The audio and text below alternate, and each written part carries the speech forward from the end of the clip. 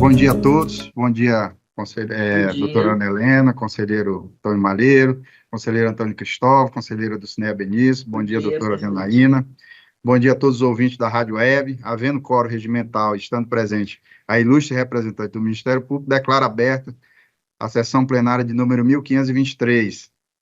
Antes de iniciarmos o julgamento dos processos, temos a aprovação da ata da sessão 1522, realizada no último dia 3 de maio. Aqueles que aprovam a ata permaneçam como estão. Aprovada. Passamos agora para o julgamento dos processos da pauta. Temos 3 pedidos de vista. O primeiro e o segundo vamos retirar de pauta em face da ausência justificada do conselheiro Valmir e da conselheira Nalu Maria Gouveia. O terceiro, como é da nossa relatoria, e como tem como revisora a conselheira do Cinea Benício, passa a condução dos trabalhos ao nobre conselheiro Antônio Jorge Malheiro. Obrigado, Excelência. Então, dando prosseguimento, então, à pauta, passamos, então, ao processo número 3, que tem como revisora a nobre conselheira Dúcia. Quem eu passo a palavra? Obrigada, presidente. Eu também retiro esse processo. Vou trazê-lo na próxima sessão. Pois não, Excelência. Então, retornamos, então, à presidência dos trabalhos, ao nosso presidente da Corte, conselheiro Ribamar. Obrigado, conselheiro. Dando continuidade ao julgamento, aos processos da pauta, passamos agora para o item 4 da pauta, que tem como relator o nobre conselheiro Antônio Jorge Malheiro, quem passa a palavra para a leitura do seu relatório. Obrigado, Excelência. Trato o presente processo do recurso de reconsideração interposto pelo douto Parquet deste tribunal, Ministério Público de Contas, em face da decisão contida no Acórdão 11.200, prolatada nos autos do processo 19.323, cujo objeto era a análise da documentação referente à concorrência 125 de 2011, para a contratação de empresa de engenharia para execução de obras de infraestrutura no bairro Habitat Brasil, no município de Rio Branco, referente ao programa Ruas do Povo. O referido processo foi julgado na 1030ª sessão plenária ordinária do dia 4 de abril de 2019, onde foi decidido por maioria, nos termos do voto da conselheira relatora, vencida esta em parte pelo voto do saudoso conselheiro José Augusto de Araújo de Faria, nos termos que foram então publicados, né? Notificação do diretor do DEPASA, dar conhecimento da decisão ao governador e ao presidente da Assembleia, dar conhecimento da decisão ao senhor Gildos, em função das falhas, mas com o desempate por maioria, com o desempate da presidência, nos termos do conselheiro José Augusto Araújo de Faria, por considerar irregular o resultado da inspeção referente a esse contrato. Nesse aspecto foi vencida a conselheira relatora, que julgou regular com ressalva. O douto Ministério Público de Contas, insatisfeito com a decisão supra, em função da irregularidade sem devolução, protocolizou tempestivamente o presente recurso em 5 de novembro de 2019, como se observa pela certidão emitida pela Secretaria das Seções. O douto Parquet requer a reforma da decisão, alegando em síntese que foi proferida, então, a decisão por maioria, que considerou irregular a gestão, mas não impôs aos responsáveis, senhor Felismar Mesquita Moreira e Gildo César Rocha Pinto, o ressarcimento do dano apurado no processo de R$ 994.293,67, por pagamento sem a devida conta prestação de serviço, conforme apontado na auditoria da DAFO, bem como deixou de aplicar à época dos fatos a multa sanção pelo cometimento de graves infringências em obra realizada no bairro Habitat Brasil. que a Corte deixou de cumprir o disposto no caput do artigo 54 do Estatuto da Corte, ou seja, falou do direito, porque fala da irregularidade, de devolução, quando a situação, que servindo de parâmetro para a hipótese, determina a imputação de dano legitimamente apurado pela DAF, acrescido de atualização monetária e juros de mora. Por fim, para fins de correção do erro grosseiro, e apontou o doutor Paquet erro grosseiro na decisão deste plenário, por ter atestado a irregularidade em face das incoerências e incorreções da obra e não ter aplicado a devolução, conforme diz o artigo 54. Então, para fins de correção de erro grosseiro em questão e aplicação da lei ao caso, pede, então, que seja conhecido e provido o presente recurso mediante imputação de ressarcimento do referido débito, acrescido dos juros de mora proporcionalmente aos implicados nos termos do voto vencido à época por este relator, porque fomos o único a aplicar a devolução. Após analisar as razões recursais, a diretoria da DAFO, a DAFO manifestou suas folhas 24 a 35 no sentido de conhecer o recurso e dar-lhe provimento, declarando irregulares as contas analisadas no controle, condenando os responsáveis ao ressarcimento com multa e juros, pugnando ainda pela citação dos mesmos. Os responsáveis, o Felismar Mesquita Moreira e Gildo César Rocha Pinto, e o senhor Francisco Arida Silveira Júnior, que era o fiscal, foram notificados da existência do presente recurso de reconsideração em 8 de dezembro de 2020 e 11 de dezembro de 2020, respectivamente, conforme certidão, as folhas 44, 45 e 55, sendo que na notificação era para que querendo apresentassem defesa. Após, apenas os senhores Felismar Mesquita Moreira e Gildo César Rocha Pinto apresentaram os seus esclarecimentos, folha 56 e 68. É do MP aqui?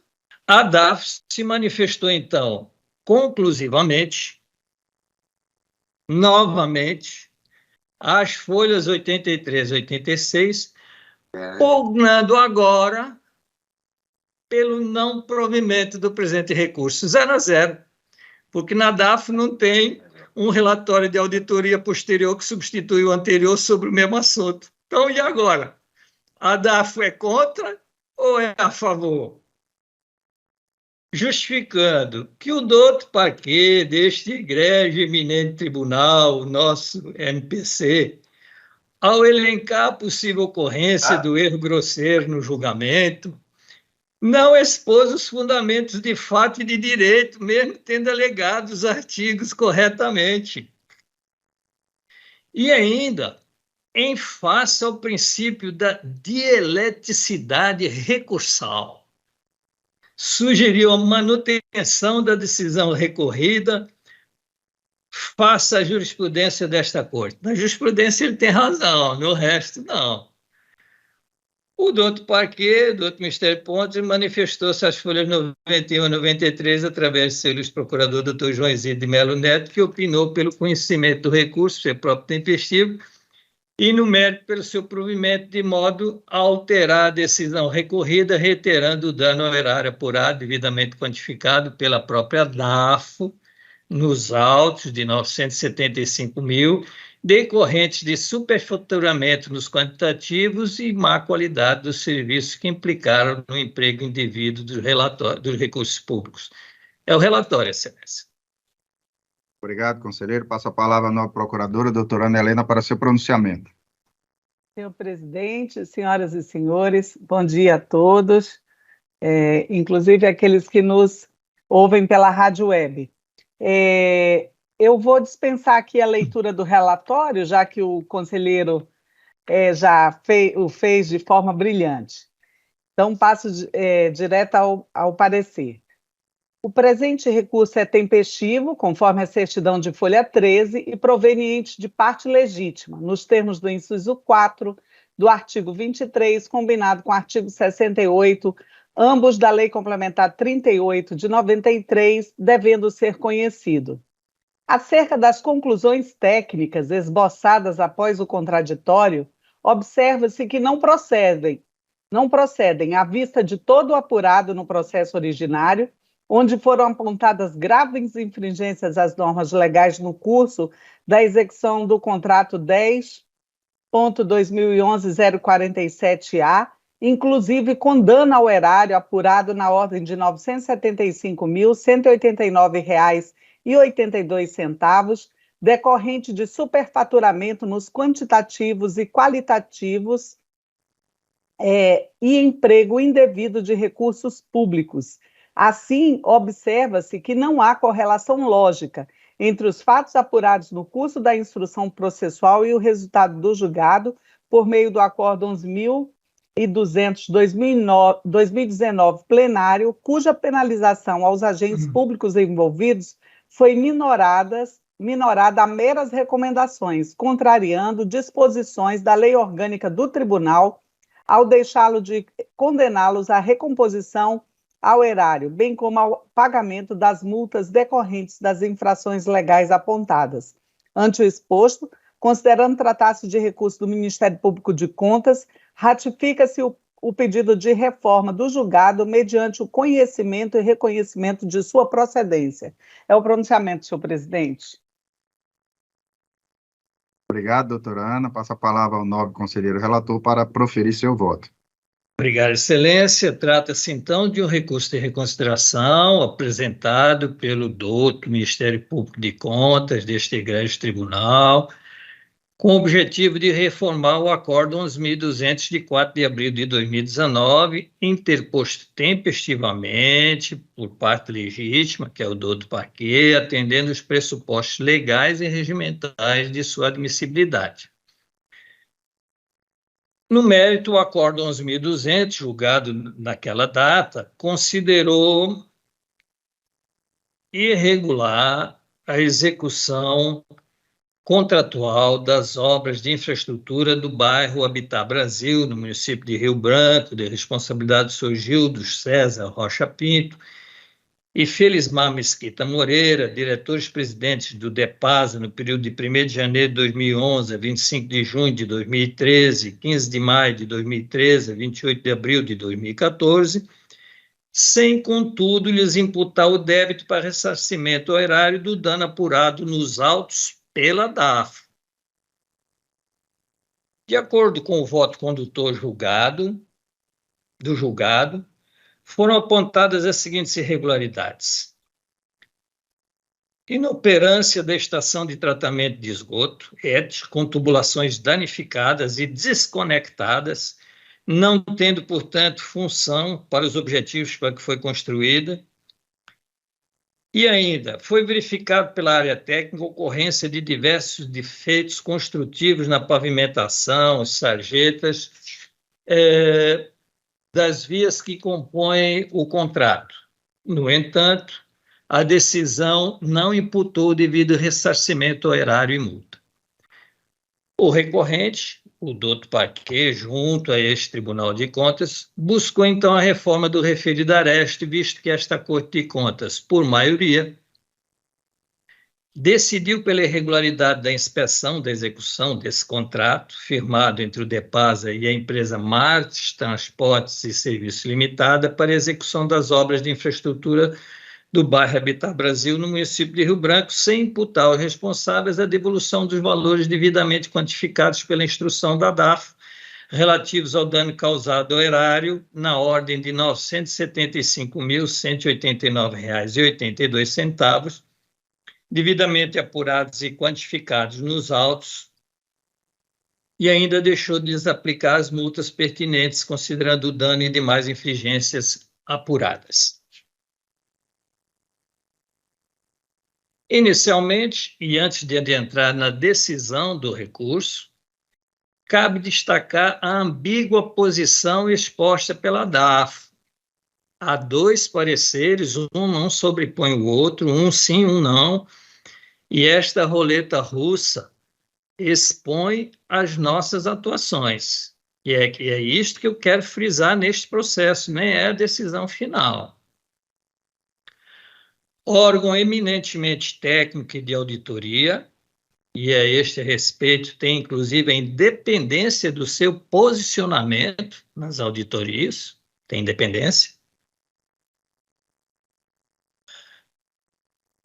Inicialmente, se atém ao seu métier, e dentro do serviço por ela executado, opina tecnicamente, quando o processo vai lá a primeira vez, pela devolução dos recursos, dos danos causados ao erário, já apontados e quantificados detalhadamente, e assim coloca, ressalta o seu trabalho de auditoria, mostra por que havia aqui, e entra na parte técnica, que é o seu métier. E ainda, corretamente, diz, tanto que nós estamos de acordo que, para que haja validade, o processo deve ter a citação, a notificação dos gestores, para eles se pronunciarem sobre este recurso do parquê, mostra zelo, mostra cuidado.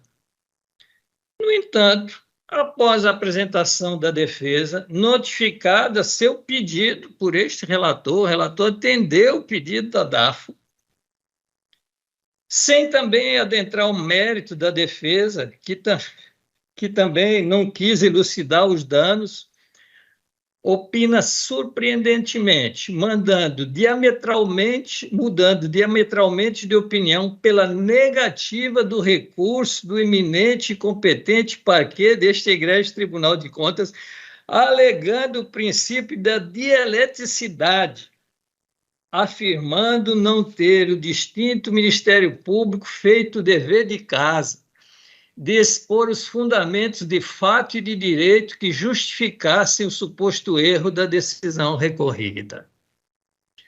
Ora, o parquê ainda entrou lá, disse, olha, estamos no artigo 54.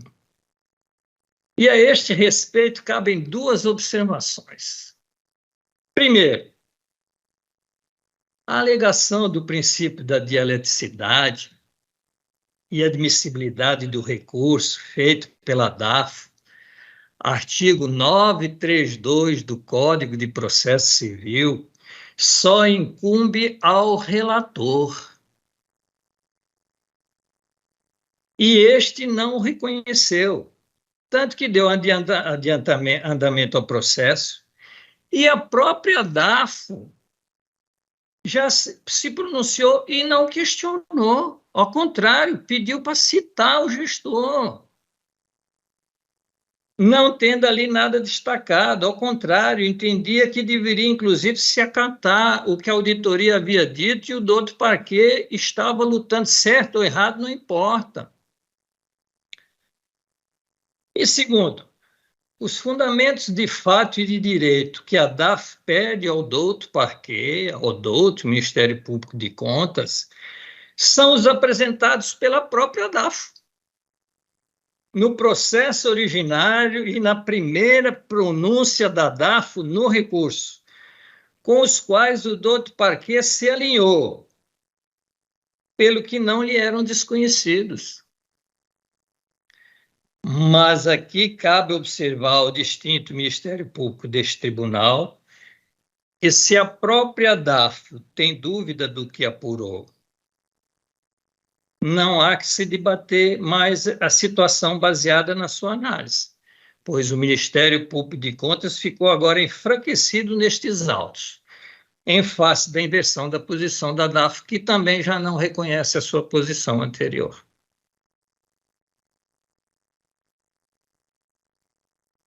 Bom, é ruim, e eu peço aqui, entendo, as pessoas que inclusive escreveram relatórios são competentes, mas eu estou colocando isso porque nós não podemos ter este desalinhamento nas nossas posições, não podemos estar hora de uma posição, hora em outra.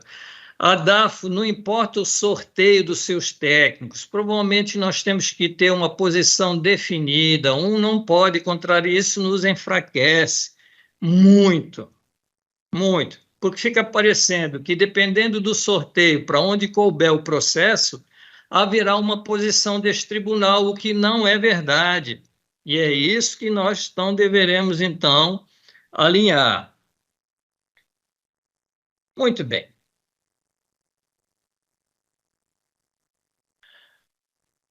Lá atrás, nós concordamos com o parquê, no sentido de que todo valor sem a devida comprovação, ele foi devido analisado e quantificado pela própria DAFO, como por ela destacado lá no processo original, as folhas 586 a 611, após a inspeção in loco, realizada pela área técnica, que demonstrou que as caixas de distribuição elétrica da ET estavam cobertas com uma vegetação e as tubulações não estavam conectadas e a pavimentação estava desgastada, com buracos, apresentando valas e rachaduras, acúmulo de água nas sarjetas, com ligações de esgoto inapropriadas feitas pelos próprios... Tudo isso está no processo original.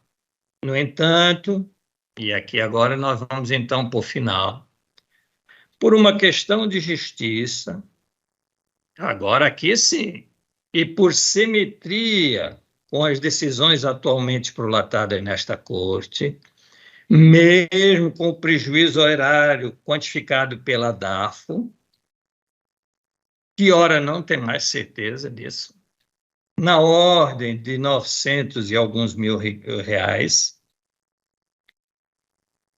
em face da atual jurisprudência desta Corte, em processos similares do programa Hoje do Povo, deixamos de pedir tal condenação. Uma vez que não foi caracterizado dolo ou erro grosseiro na instrução, pelo que tais atos não ensejam mais as devoluções e multas, bem como pelo lapso temporal, pugnando pelo arquivamento dos autos, conforme jurisprudência. Aqui eu me alinho com a DAFO. Se for pela nova jurisprudência, eu me alinho com a DAFO, mas não pela posição de que o Ministério Público ou a própria DAFO não entraria na análise do mérito da questão. Além do mais, é importante que cada um faça o seu papel, e o papel da DAFO é o de auditoria. Não lhe cabe dizer se vai ou não devolver, mas lhe cabe dizer se está certo ou não e de acordo com a contratação. E assim, em função da vasta jurisprudência atual, o Acórdão 10.517, transcreve.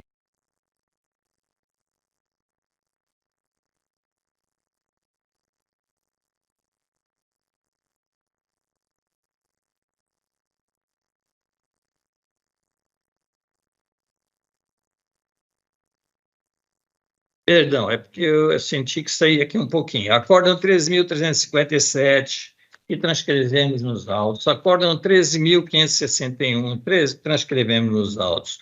Acórdão 13.678, que transcrevemos nos autos, e que todos eles agora não mais ensejam esta devolução e pedem o arquivamento destes autos, inclusive em processo da Rua do Povo também, já colocada aqui a maioria, voto pelo conhecimento do recurso de reconsideração e, no mérito, voto pelo seu desprovimento em face da atual jurisprudência dominante desta Corte de Contas, mas por este assunto, e não pelo modo como foi feito o recurso do doutor Paquet. Após a formalidade de estilo, pelo arquivamento dos autos, é como voto, excelência.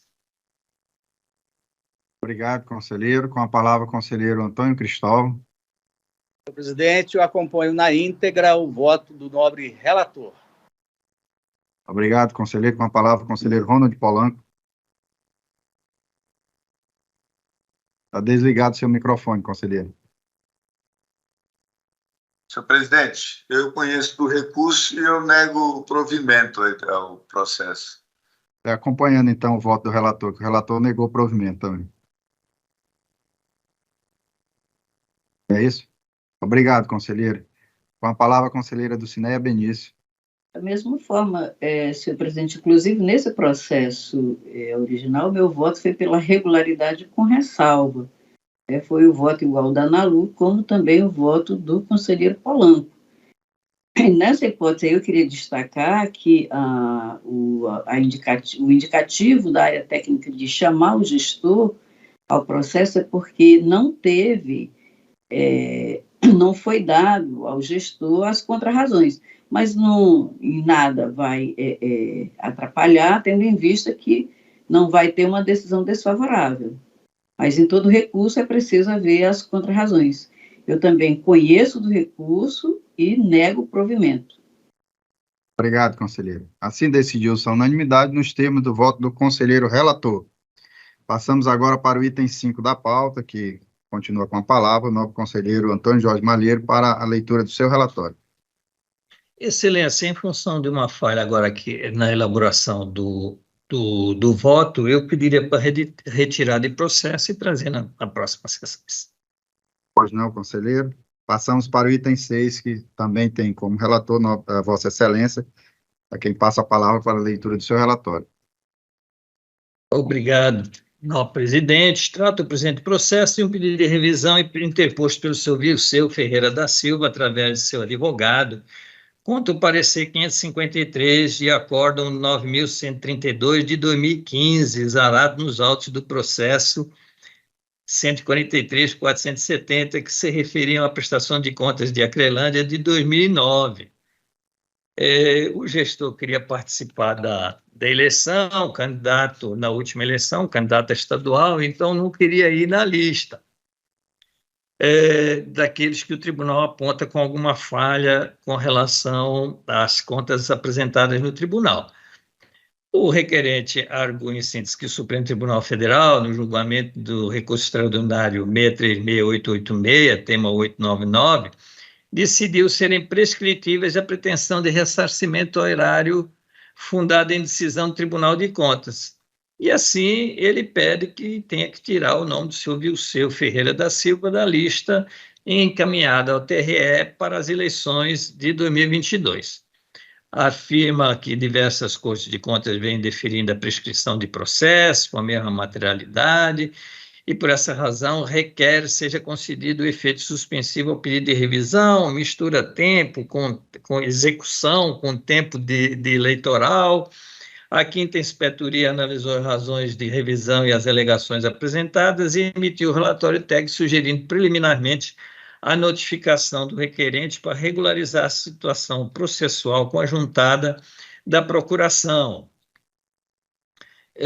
Quanto ao mérito, sugere que seja julgado prejudicado o pedido pela perda superveniente do objeto, tendo em vista a realização já das eleições de 2022, bem como as decisões judiciais nos embargos por ele apresentado e no agravo de instrumento também. O doutor Parquet se pronunciou através do seu ilustre procurador, doutor Sérgio Cunha Mendonça. É o relatório, excelência. Obrigado, conselheiro. Passo a palavra à doutora Ana Helena para seu pronunciamento.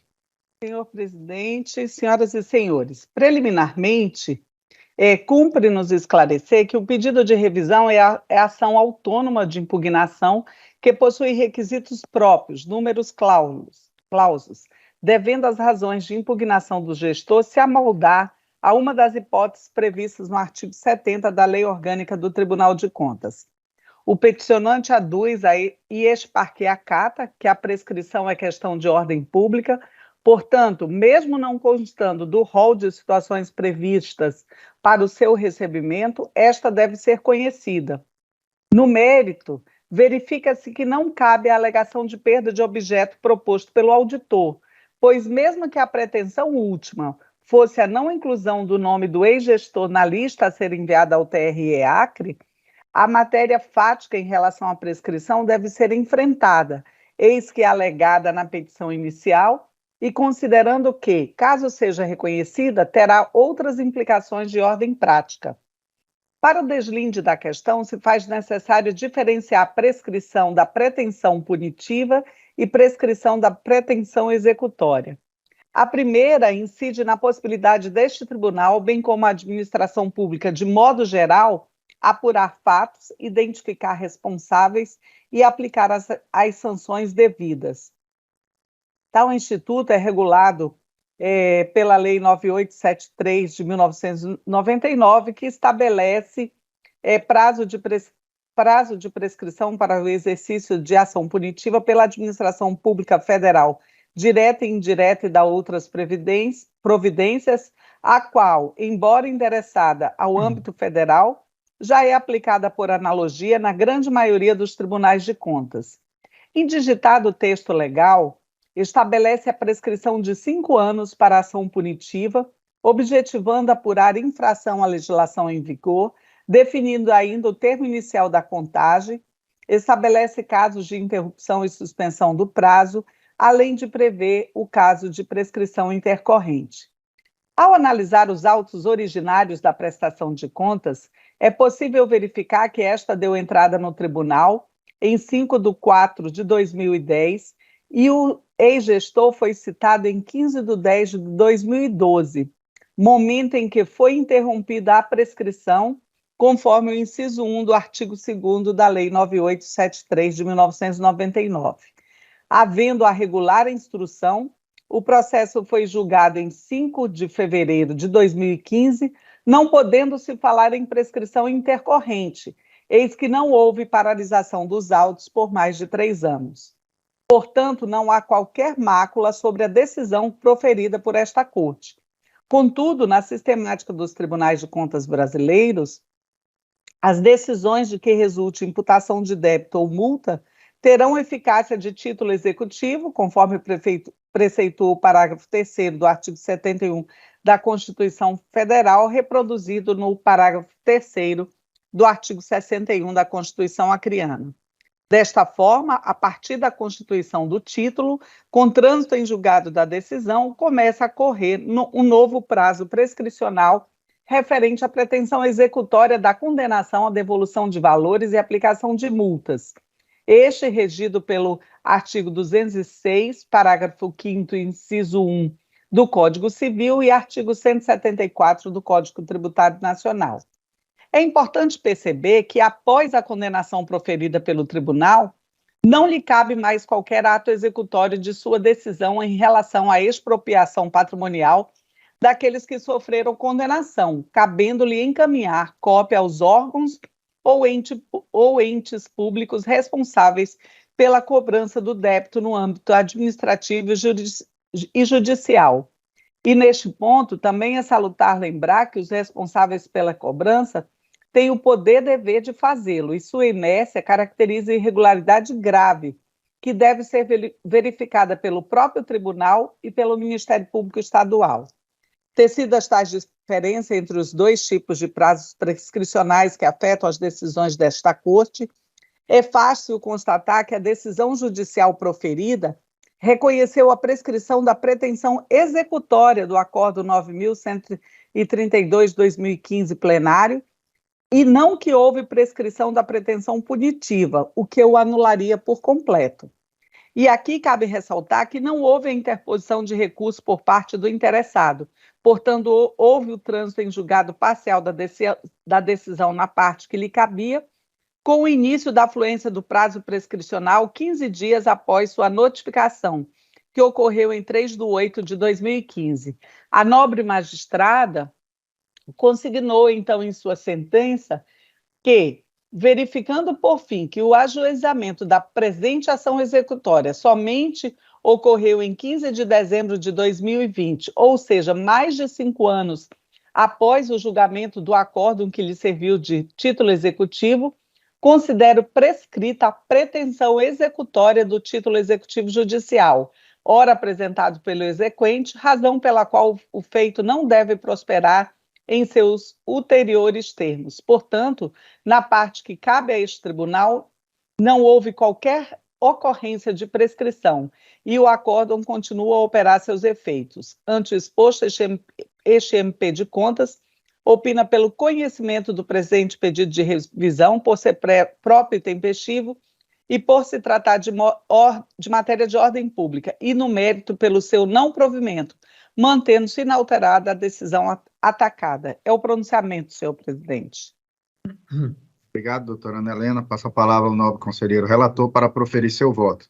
Obrigado, Excelência. Excelência, nessa mesma linha, usou um remédio torto, ele usou um pedido de revisão para tentar sair da lista, não querendo revisar a nossa decisão, apenas queria que pudesse ser candidato, e misturou isso com o prazo prescricional das ações de execução, foi à Justiça, a Justiça disse que realmente já tinha prescrito e mistura também o eleitoral, e aqui não nos cabe fazer a análise do que é certo e errado, mas deu o eleitoral na ação de prescrição e tirou ele da lista, então o que ele queria ele conseguiu. Mas isso não tem efeito de mudar a nossa decisão. Ela transitou em julgado, continua correta, está lá, só que trouxe à tona um problema grave. E qual foi o problema grave? Não houve ação de cobrança das nossas decisões. A Procuradoria Municipal não cobrou a dívida. E eu coloco isso aqui porque nós fizemos uma tentativa através de alguns processos para verificar, mas depois nós não cobramos a responsabilidade, só reiteramos. Então, é um sinal para nós, tá? Não houve cobrança sequer da dívida. Bom, então, como já está tudo resolvido, não há o que mudar, ele saiu da lista, foi candidato, pronto, deu tudo certo, ante o exposto, acompanhando o entendimento ministerial, voto por conhecer do pedido de revisão apresentado pelo seu Ferreira Silva e, no mérito, julgá-lo improcedente, mantendo o parecer prévio 553 e acordo 9.132 desta Corte pelos seus próprios fundamentos, após formalidade, o qual, inclusive, ele já foi retirado da lista de gestores, encaminhado ao TRE em função da decisão judicial, após formalidades de estilo, pelo arquivamento dos autos. É como voto. Obrigado, conselheiro. Em votação, com a palavra o conselheiro Antônio Cristóvão. Acompanho o voto do nobre relator, presidente. Obrigado, conselheiro. Com a palavra o conselheiro Ronald Polanco. Acompanho o voto, presidente. Obrigado, conselheiro. Com a palavra a conselheira Dulcinéia Benício. Também acompanho, senhor presidente, o conselheiro relator, e a preliminar suscitada pelo Ministério Público eu rejeito, porque eu entendi também que o relator rejeitou, né? A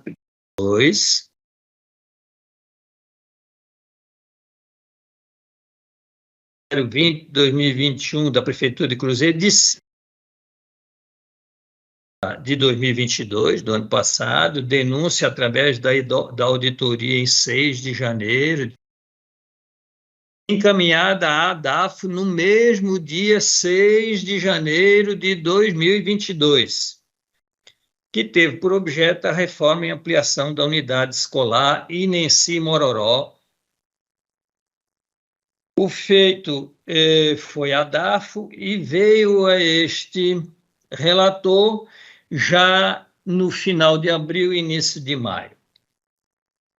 Alega a denunciante que a empresa, à época da realização da licitação, participou do processo licitatório e entregou os seus envelopes com proposta de preço e habilitação, sendo que, naquela sessão de abertura, o presidente da comissão inabilitou a empresa, escrevendo na ata, de forma equivocada, que a mesma seria uma empresa inidônea, quando não tinha qualquer inserção a esse respeito no banco de dados que foi consultado, que era o do TCU. Por fim, a denunciante alega que o presidente da comissão cometeu uma sucessão de erros a posterior desfavoráveis à empresa, negando-se a receber os envelopes, a receber o recurso, a abrir prazo por recurso, a abrir os envelopes de preço antes de analisar os recursos na fase de habilitação, pelo que requeria as devidas providências desta Corte. O LICOM apresentou o relatório técnico às folhas 43 a 48, onde verificou a inabilitação da denunciante de forma irregular, ou seja, deu razão à denunciante. Haja vista a fundamentação do pregoeiro para sua inabilitação baseada em consulta ao site do TCU colocado nos autos, e o site dizia assim: não foi possível realizar a consulta. E, em função disso, já que não foi possível realizar a consulta, você está inabilitada. Ressalte-se, pois, que a pesquisa ao site daquele órgão não informou qualquer idoneidade do denunciante, informando o site apenas da impossibilidade de realizar a consulta. O presidente da comissão, o senhor Jonas Torres de Lima, e o prefeito, o senhor José de Souza Lima, foram citados às folhas 51 a 55, não apresentaram qualquer manifestação. O doutor Parquet se pronunciou através do seu ilustre procurador, doutor Mário Sérgio Nery de Oliveira. É o relatório, excelência. Obrigado, conselheiro. Passo a palavra à doutora Ana Helena para seu pronunciamento.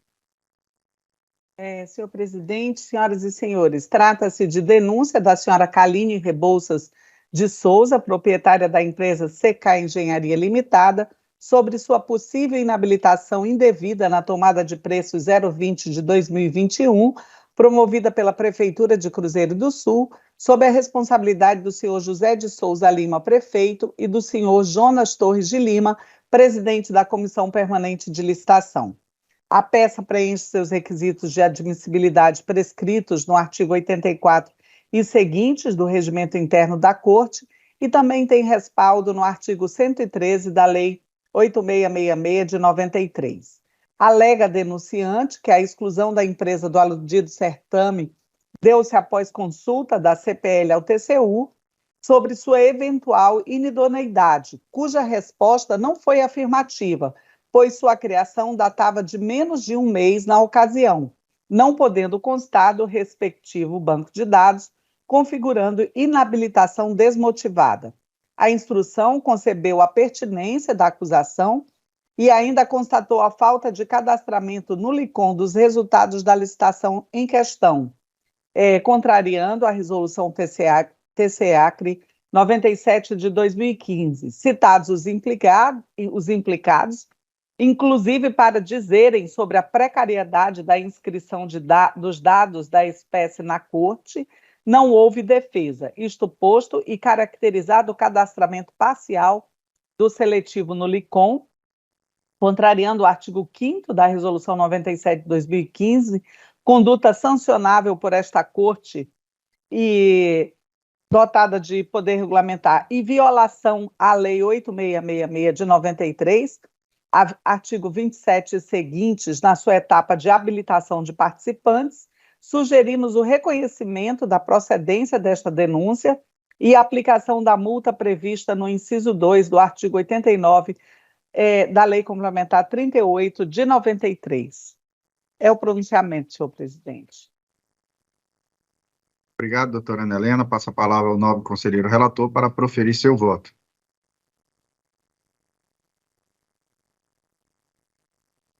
Desligado seu microfone, conselheiro. Obrigado, presidente.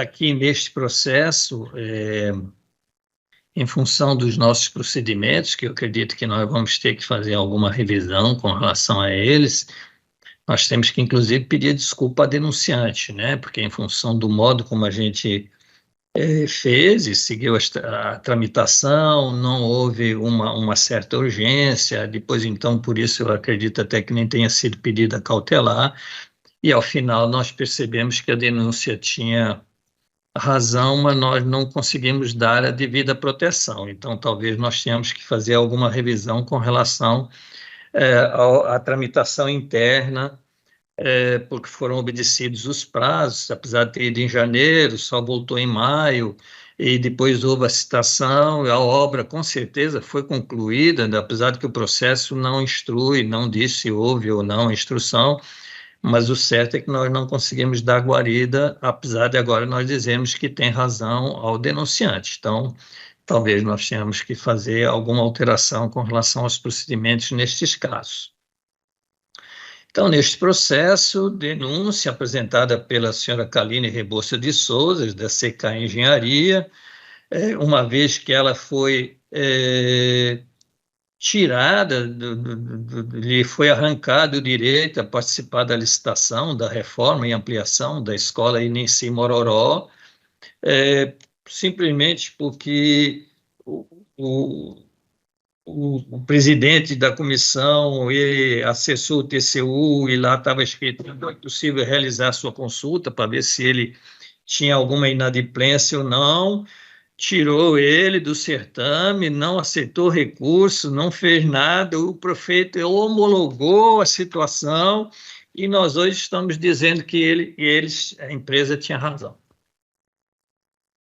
Então, diante do exposto, pelo conhecimento da denúncia e no mérito pela sua procedência, para considerar irregular o ato praticado pelo presidente da Comissão de Licitação de Cruzeiro do Sul, senhor Jonas Torres de Lima, e desclassificou inapropriadamente por idoneidade da licitante CK Engenharia Limitada para a tomada de preço 020 de 2021 daquele município.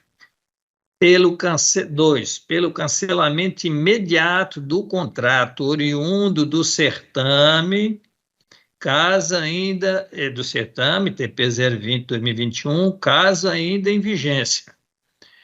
3, pela aplicação de multa no valor de 2.000 UPF ao senhor Jonas Torres de Lima e ao prefeito municipal pelo ato irregular de desclassificação da licitante. 4, pela aplicação de multa ao senhor Jonas Torres de Lima, pregoeiro, e ao seu prefeito municipal de também mais 2.000 UPF, em virtude da ausência de cadastro no LICOM, do resultado da tomada de preço, da ata da sessão, do termo de homologação, da proposta vencedora e demais atos inerentes.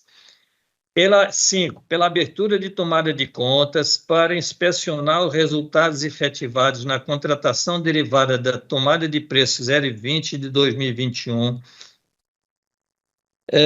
da Prefeitura de Cruzeiro do Sul para serviços na escola Inenci Mororó, devendo em especial ser verificado a suspensão imediata da contratação, caso ainda esteja em vigor, b, a existência de sobrepreço, c, a qualidade e os quantitativos já realizados. 6, pelo envio da presente decisão e cópia do processo ao Ministério Público Estadual, em face da possível ocorrência dos tipos penais previstos nos artigos 337-F, 337-I e 337-K do Código Penal, pela notificação da denunciante para que tome conhecimento da decisão, e aqui até deveria ser acrescido com pedido de escusas pelo lapso de tempo decorrido e após formalidade de estilo pelo arquivamento dos autos. E como voto, excelência? Obrigado, conselheiro. Em votação, com a palavra o conselheiro Antônio Cristóvão. Obrigado, presidente. Eu gostaria de saber, nobre relator, 2.000 UPE a cada, né? A cada. Acaba 4.000 PFs, 2.000 por um, 2.000 por outro para o pregoeiro, 4.000 PFs, e 2.000 mais 2.000, 4.000 para o prefeito. Acompanho na íntegra o voto do nobre relator. Obrigado, conselheiro. Com a palavra, o conselheiro Ronald Polanco. Acompanho o voto, presidente. Obrigado, conselheiro. Com a palavra, a conselheira do SINE, Benício. Com o relator, excelência. Obrigado, conselheira. Então, assim decidiu-se a unanimidade nos termos do voto do conselheiro relator, que continua com a palavra para a leitura do relatório referente ao item 8 da pauta.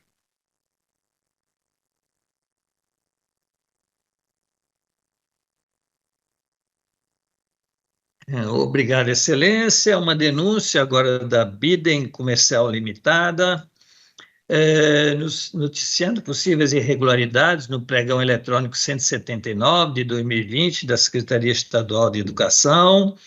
Alega a denunciante que foi impedida de participar da licitação sob o argumento que estaria inabilitada de licitar e que tal fato pela pregoeira senhora Janda Feitosa de Araújo.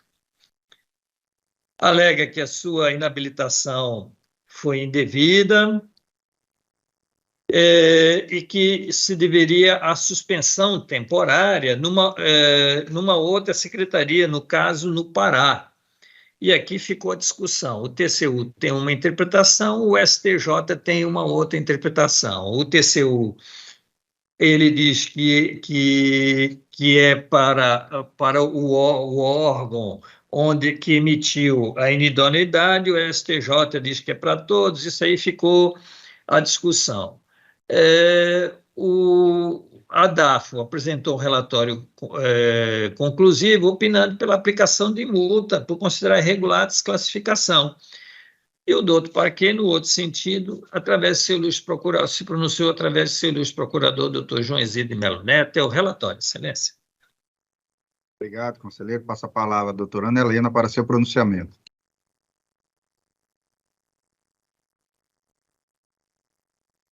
Senhor presidente, senhoras e senhores, eu também vou dispensar a leitura aqui do meu relatório, tendo em vista que o nobre relator já o fez. Senhor presidente, senhoras e senhores, compulsando os autos, percebe-se que o documento protocolado nesta Corte de Contas versa sobre matéria de competência do controle externo, foi redigida em linguagem clara e objetiva, instruída com documentos concernentes aos fatos denunciados e possibilitou a instrução do feito, em consonância com o que dispõem os artigos 84 e 85 da Lei Complementar 38 de 93. Quanto ao mérito, a denúncia versa acerca da abrangência dos efeitos da penalidade estabelecida pelo artigo 87, inciso 3, da Lei 8666 de 93, cujo juízo adotado pelos responsáveis da condução do pregão eletrônico 179 de 2020, ao inabilitar a representante, considerou a jurisprudência exarada pelo STJ, que defende sua extensão a todos os órgãos da administração pública de todas as esferas da federação. Tal entendimento diverge do que tem prevalecido na jurisprudência do Tribunal de Contas da União, cuja interpretação do citado dispositivo é pela restrição dos efeitos da penalidade ao âmbito federativo daquele que aplicou, com algumas variações atinentes ao princípio da unidade administrativa, orientando ainda que as sanções previstas no artigo 7º da Lei 10.520 de 2020, nos incisos 3 e 4 da Lei 8666 de 93, podem ser ordenadas de acordo com a sua rigidez, demandando graus de aplicação distintos. Nesse sentido, considerando que não há uniformidade de entendimento acerca da matéria, inclusive no campo doutrinário, possibilitando interpretações diversas acerca da extensão de seus efeitos, e ainda que os implicados agiram baseados em posicionamento consolidado do Superior Tribunal de Justiça, restando ausente a apuração de dano, conforme apontado pela instrução, entende-se razoável a última proposta de encaminhamento da área técnica no que concerne a não aplicação de multa aos responsáveis. Destarte, faz necessário que esta Corte de Contas, no exercício de suas atribuições, assente entendimento quanto à sua interpretação da matéria, para fins de adoção no julgamento dos processos sob sua jurisdição, considerando a vigência da Lei 866 de 93 e o novo regramento atinentes às licitações e contratos, Lei 14.133 de 2021, artigos 155 a 163. Ante o exposto, este MPC opina pelo recebimento da denúncia, por preencher os requisitos legais, e no mérito pela sua improcedência no que concerne à ilegalidade dos atos da administração respectivos, posto que decorrentes da situação de suspensão em que se encontrava a empresa Bidem Comercial Limitada, na época da realização do pregão 179 de 2020, considerando o arcabouço interpretativo atinente à matéria e a ausência de dano ao erário, e pela notificação da origem para que observe as regras pertinentes, sobretudo aquelas que visam garantir a livre concorrência, competitividade e economicidade, atendendo todas as incertas da legislação pertinente. É o pronunciamento, senhor presidente. Obrigado, doutora Ana Helena. Passo a palavra ao nobre conselheiro relator para proferir seu voto. Obrigado, Excelência. Excelência, nessa mesma linha, alguém que estava considerado inidôneo lá no Pará vem participar de uma licitação na Secretaria de Educação do Acre. Quando chega aqui, é desclassificado em função da consulta ao cadastro e pede que seja colocada a interpretação dada pelo TCU, dizendo que a inidoneidade caracteriza apenas o ente que a declarou. No entanto, a análise por parte da condução, da licitação, também, de forma correta, diz, apesar dessa interpretação do TCU, o STJ diz que não, que se estende a todos os outros entes, que é essa colocação feita pela doutora Ana Helena, muito bem, de que a doutrina não é pacificada com relação a isso, então não há que se punir, uma vez que há justificativa do porquê da desclassificação, e certo ou não, ou podendo ou não, houve um encaminhamento lógico e correto por parte da condução do processo de licitação. Então, assim sendo, e também me alinhando com o entendimento da DAFO e do parquê, pelo conhecimento da denúncia e no mérito pela sua improcedência para considerar regular o ato praticado pela senhora Janda Feitosa de Araújo, que desclassificou a empresa Bidem Comercial Limitada com base em previsão editalícia e entendimento do STJ. Pela notificação da denunciante, para que tome conhecimento da decisão, mas acrescentaria pela notificação da Secretaria de Educação e Secretaria Adjunta de Licitações, recomendando,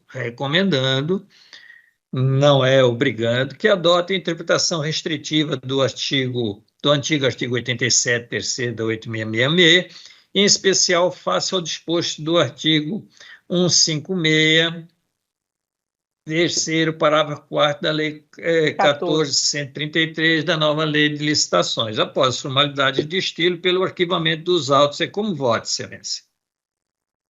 Obrigado, conselheiro. Em votação, com a palavra o conselheiro Antônio Cristóvão. Acompanho o voto do nobre relator, presidente. Obrigado, conselheiro. Com a palavra o conselheiro Ronald Polanco. Acompanho o voto, presidente. Obrigado, conselheiro. Com a palavra a conselheira Dulcinea Benício. Acompanho o relator, senhor presidente, mas eu retiro a recomendação da interpretação restritiva. Mas acompanho o voto do relator sem esse item. Obrigado, conselheiro. Então, assim, decidiu-se por maioria nos termos do voto do conselheiro relator, não é isso? Não, a unanimidade. Unanimidade, apenas a recomendação. Sendo vencida a conselheira só na recomendação, né? Da interpretação restritiva, só nas demais eu acompanho o relator. Assim decidiu-se a unanimidade nos termos do voto do conselheiro relator, sendo vencida a conselheira Dulce, em razão da solicitação de retirada da recomendação. Não é isso? Isso. Então, dando continuidade ao julgamento dos processos... Apenas da interpretação restritiva. Recomendação. Da recomendação, conselheiro. Então, obrigado, conselheiro. Dando continuidade ao julgamento dos processos, passamos agora para o item 9 da pauta, que tem como relatora a nobre conselheira Dulcinea Benício, a quem passa a palavra para a leitura do seu relatório. Obrigada, presidente. Eu retiro esse processo de pauta, excelência. Pois não, conselheira. Retiramos também o item 10 da pauta, em face da ausência justificada da nobre conselheira Nalu Maria Gouveia. Agora, considerando que os próximos processos são da nossa relatoria, passa a condução dos trabalhos a nobre corregedora, conselheira Dulcinea Benício. Obrigada, senhor presidente. Um bom dia a todos. Nossa procuradora, doutora Ana Helena, os nossos conselheiros, conselheiro Malheiro, conselheiro Cristóvão, conselheiro Ronald Polanco. Um bom dia também à doutora Janaína. E também um bom dia a todos que nos acompanham pela rádio web.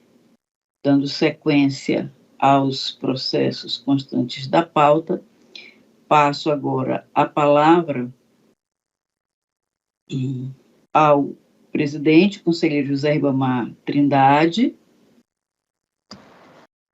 Para o processo 127.418 de 2018. Obrigado, excelência. Inicialmente, queria só cumprimentar o nobre conselheiro Ronald Polan, que não havia cumprimentado no início da sessão, dando-lhe bom dia.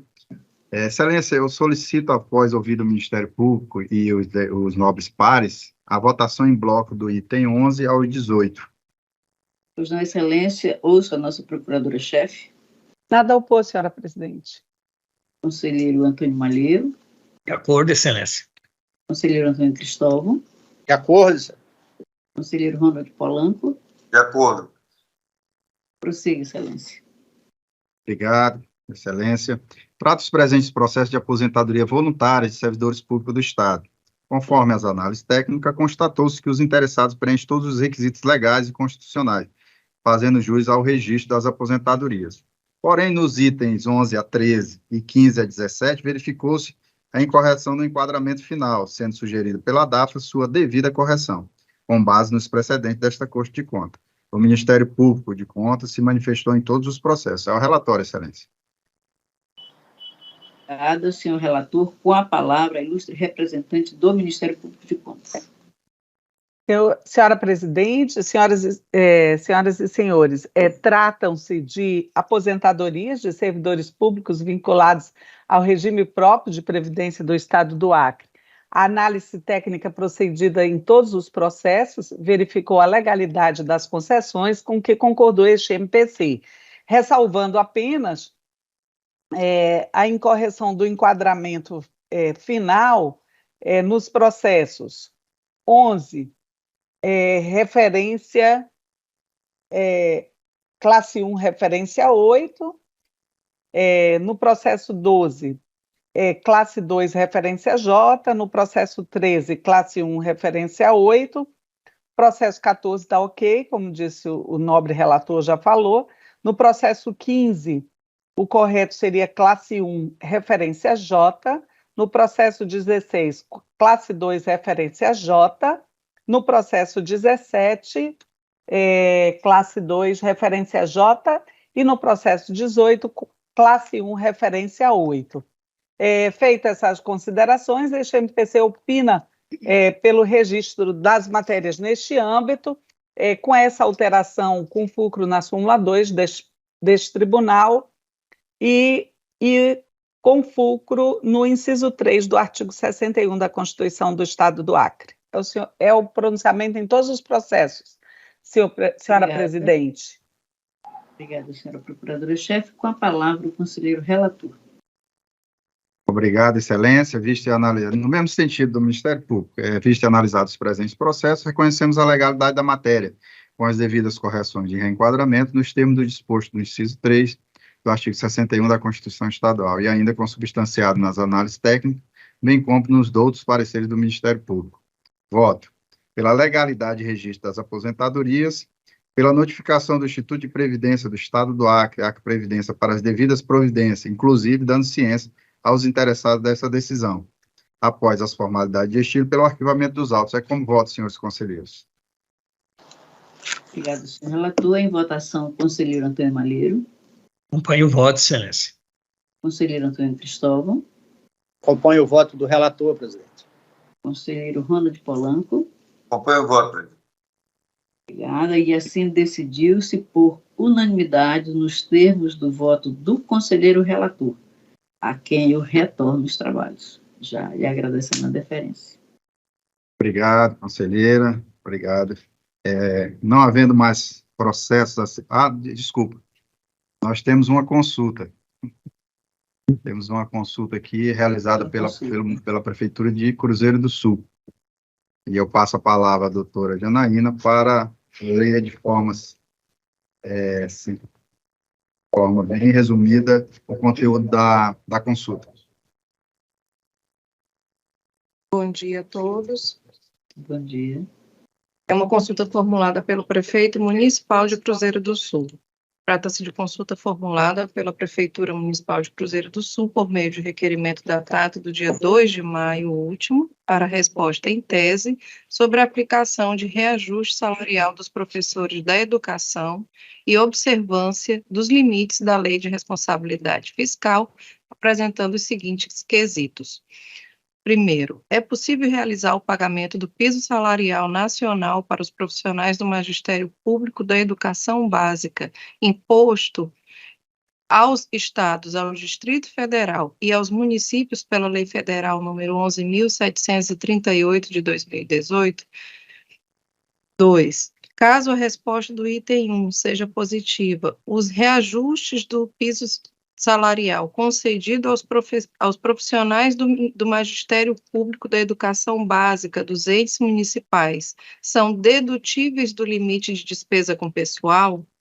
3. Caso a resposta ao item 1 seja positiva, é possível exceder o limite mínimo de 70% estabelecido no artigo 212-A, inciso 1º, da Constituição Federal de 88 e no caput do artigo 26 da Lei Federal 14.113 de 2020, mesmo que impliquem deflagrar os limites estabelecidos no artigo 19, inciso 3º e artigo 20, inciso 3º, alíneas A e B da Lei de Responsabilidade Fiscal. Para instruir o requerimento, a Prefeitura de Cruzeiro do Sul juntou parecer jurídico emitido pelo Procurador-Geral daquele município. Obrigado, doutora Janaína. Passo a palavra à doutora Ana Helena para o seu pronunciamento. Senhor presidente, senhoras e senhores, trata-se de consulta formulada por autoridade legitimada para a espécie, acompanhada de parecer do órgão de assistência técnica e jurídica, nos termos do artigo 142 do nosso regimento interno. Então, pelo conhecimento em resposta em tese dos quesitos levantados. Eu só faria uma observação. Nós não temos alguma coisa a respeito disso? Eu acho que temos alguma coisa. Eu não sei se vai caber alguma consulta, eu não sei se vai caber exatamente nesse caso, mas eu acho que a gente deveria dar uma olhadinha. Eu acho que tem aquela eu não sei se tem daqueles pisos dos agentes comunitários, e tem alguma coisa também, acho que da educação. Mas não tendo, senhor presidente, não sendo a mesma coisa pelo recebimento e resposta em tese. Obrigado, doutora Ana Helena. Passo a palavra ao conselheiro Antônio Jorge Malheiro. Excelência, sempre nesse mesmo sentido, alinhado com o posicionamento deste plenário, somos por acatar responder em tese. Se já tivermos, adiantar-se-ia essa resposta, se não, através de um processo de consulta. Obrigado, conselheiro. Com a palavra o conselheiro Antônio Cristóvão. É o meu entendimento também, senhor presidente. Obrigado, conselheiro. Com a palavra o conselheiro Ronald Polanco. O mesmo entendimento, senhor presidente, pelo recebimento e resposta em tese. Obrigado, conselheiro. Com a palavra a conselheira do Cine, Benício. Senhor presidente, eu também, a exemplo de todos nós, sempre recebemos e tentamos responder de forma a espantar as dúvidas, né, espancar as dúvidas dos consulentes. E nesse caso, me parece que não há uma matéria que trate, né, completamente das perguntas, que foram feitas. Então, eu manifesto que a gente receba e responda em processo próprio. Obrigada, excelência. Obrigada, conselheira. Então, assim decidiu-se pelo recebimento e a resposta em tese da presente consulta. Não havendo mais processos a serem julgados, nem havendo um expediente a ser lido, passamos às comunicações. Com a palavra, a doutora Ana Helena. Senhor presidente, nada a comunicar, né? Interessante interessante a questão da sessão de hoje, né? A gente vê que há uma certa resistência aos recursos do MPC, mas continuaremos recorrendo. No que a gente acha que seja procedente, continuaremos recorrendo. Inclusive nesse aí, vamos entrar com um pedido de revisão. Se couber, se der para entrar com pedido de revisão, entraremos. No mais, agradecer a todos que permitiram a sessão no formato ainda telepresencial e desejar um bom dia a todos os presentes e aqueles que nos ouvem pela rádio web. Obrigado, doutora Ana Helena. Com a palavra, o conselheiro Antônio Jorge Malheiro. Excelência, gostaria de cumprimentar todos que nos acompanharam, nada mais a comunicar. Obrigado, conselheiro. Com a palavra, o conselheiro Antônio Cristóvão. No mesmo sentido também, senhor presidente, cumprimentar a todos, agradecer àqueles que nos assistem e nos ouvem pelos nossos canais. Senhor presidente, aqui fazer uma menção, no dia de ontem, o falecimento do Albuquerque. Quem? Foi o Albuquerque, pai do procurador... Jerônimo, né?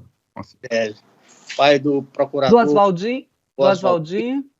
Sabia, não. Meu conterrâneo de Cruzeiro do Sul, Albuquerque, trabalhou muitos anos no Tribunal de Justiça, foi diretor do Tribunal de Justiça. Fica aqui as minhas condolências à família, à sua esposa, que na época que eu fui secretário da Saúde, foi minha chefe de gabinete, sua esposa.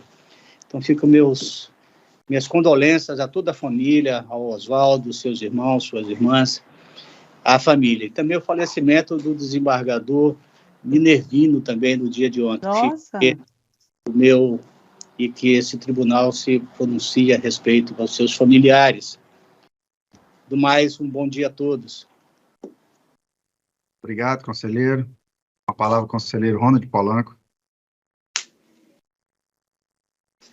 Da mesma forma, senhor presidente, acompanhar o conselheiro Cristóvão, a nossa condolência à família do nosso procurador Oswaldinho, pelo falecimento do seu pai, que está aqui registrado nos jornais. Eu também gostaria aqui de ressaltar, aqui pelo lado positivo, né, o que fizeram com a nossa ministra Marina Silva. Profissionais da saúde chegaram a colocar situações muito delicadas, né? Ainda bem que Deus está acima de todos nós e ela está muito bem. Ontem recebeu alta, é uma pessoa muito querida no mundo.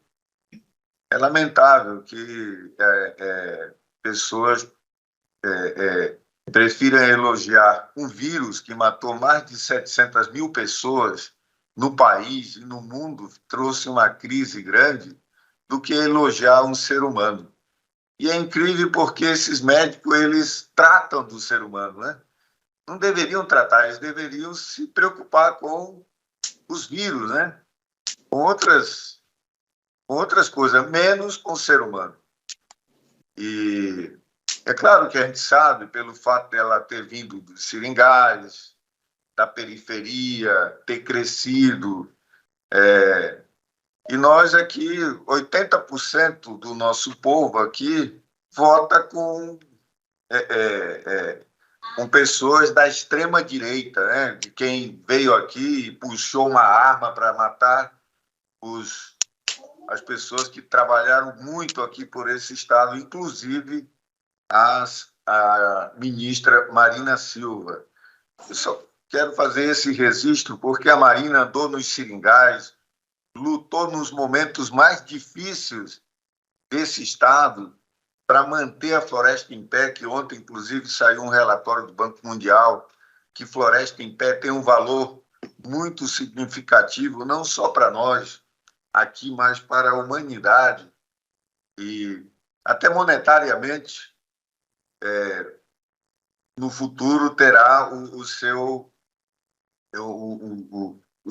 reconhecimento pelas políticas monetárias, políticas econômicas que não consideram a questão climática como uma questão de vida, mas sim sempre consideram pelo egoísmo da riqueza de poucos.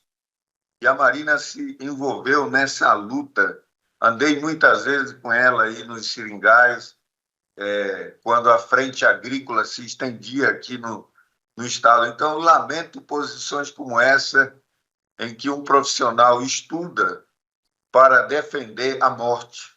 Deveriam estar do lado, e eu acho que estão do lado do nazismo, né? Daqueles que entregaram várias pessoas, como a Olga Benário, que morreu lá nos campos de concentração na Alemanha, né? Entregaram ela gestante. Esses médicos deveriam se aliar a esse tipo de comportamento humano. Então, isso que eu gostaria de registrar aqui, é que às vezes a gente não fica indignado com as pessoas que vêm de baixo, né? A gente só fica indignado quando são os de cima, os do andar de cima, os da senzala, e que conseguiram lutar para que os da senzala tenham direito à saúde, educação e vida digna. Eles são tratados como foram tratados por esses médicos. Essa é a minha indignação nesse momento aqui, diante desse Tribunal de Contas. Muito obrigado. Obrigado, conselheiro Polanco. Com a palavra, a conselheira do Dulcinea Benício. Obrigada, senhor presidente. Também eu cumprimento a todos que nos acompanham pela Rádio Web e registro também, pesar pelo falecimento do desembargador aposentado Minervino Bezerra de Farias, que, inclusive, na época do conselheiro Chiclita, ele chegou a trabalhar alguns dias no tribunal, né? Então, ele faz parte também da história do tribunal, e então fica aqui o registro do nosso pesar a todos, os seus familiares, também pelo falecimento, já referido aqui pelo conselheiro Antônio Cristóvão também, do pai do nosso querido procurador Oswaldo e da nossa procuradora do Estado, Janete, né, o nosso abraço de conforto nesse momento difícil. E também, senhor presidente, dizer que a gente fica sem palavras, sem compreender como é que pessoas, né, da profissão que existe para salvar vidas possam se valer de um discurso de ódio, de um discurso de arrogância e de querer humilhar as pessoas, querendo levar a ministra Marina Silva a uma situação inferior a um vírus assassino mortal que dizimou na face da Terra, né? Números incontáveis de pessoas.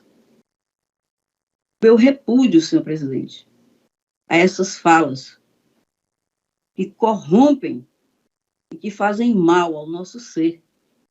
E que Deus, no seu infinito poder, que só a Ele cumpre e compete dar e tirar a vida, que Ele sustente a ministra Marina Silva com saúde e que seja reconhecido não só na comunidade internacional, mas principalmente aqui no nosso Estado, a relevância do trabalho em defesa do meio ambiente exercido pela nossa ministra Marina Silva. Fica aqui o meu repúdio. Obrigada, excelência. Obrigado, conselheira. Obrigado a todos. Senhor presidente, antes do senhor, se o senhor me permite uma parte, eu também quero me aliar às condolências às famílias. Eu não estava sabendo nem da morte do pai do Oswaldinho e da Janete, como já...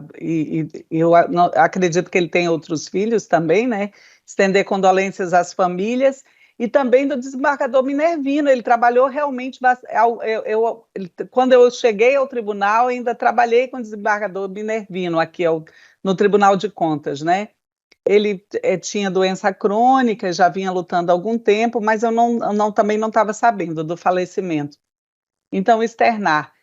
Com relação à ministra Marina, ela é muito mais do que tudo isso, né? Esses discursos de ódio realmente deixam a gente chocados. Ela é muito mais do que... Ela está acima de tudo, de todo essas coisas pequenas, né? Nada mais, senhor presidente. Obrigado, doutora Ana. Inicialmente, eu gostaria de agradecer a Deus por participar mais uma vez de uma sessão com Vossas Excelências. Nós também emitimos nossas condolências às famílias enlutadas, do desembargador Minervino e do pai do doutor Oswaldo, senhor Jerônimo da Albuquerque.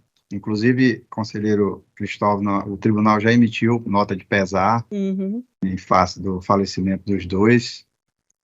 E também eu gostaria de, em relação a me aliar também com a fala do conselheiro Polanco e da conselheira Dulce, porque nós repudiamos qualquer tipo de manifestação depreciativa de qualquer ser humano. Então, não só da ministra Marina, mas como se for qualquer outro ser humano que tem qualquer tipo de manifestação depreciativa, nós repudiamos veementemente. E agradecer a todos pela participação, agradecer também a doutora Janaína e toda a sua equipe, que tornaram possível a realização desta sessão, e agradecer também aos ouvintes da Rádio Web. E, no mais, desejar uma boa tarde a todos e um excelente final de semana. Muito obrigado.